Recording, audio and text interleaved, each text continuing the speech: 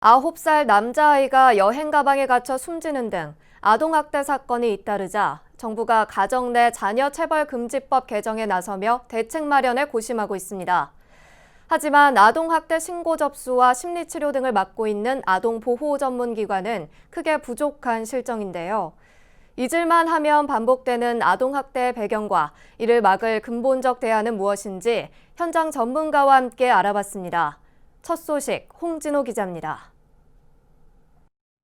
불과 9살의 남자 어린이는 여행 가방에 7시간 동안 갇혀 있다가 끝내 사망했고, 같은 나이의 여자아이는 고문과도 같은 학대에 시달리다 겨우 탈출했습니다. 재작년 아동학대 사례는 24,604건으로 10년 전 5,578건에 비해 4배 이상 늘어났으며, 최근 5년간 학대 끝에 숨진 아동은 134명에 달합니다. 아동학대가 드러나는 것은 전체 사례 중 불과 2%에 불과한 것으로 추정되지만, 이를 담당할 현장 인력과 예산조차 현재로서는 턱없이 부족해 보입니다.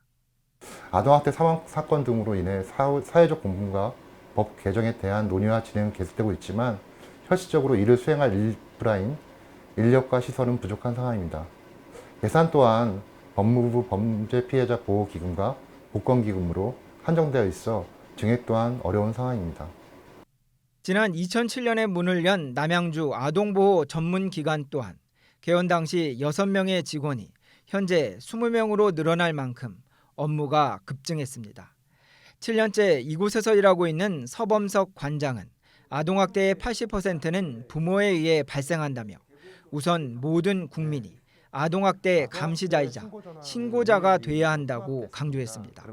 무엇보다 체벌에 대해 관대한 문화를 개선하기 위해선 불교에서 모든 중생을 부처가 될 불성을 지녔다고 여기듯 아동을 독립된 인격체로 바라봐야 한다고 밝혔습니다.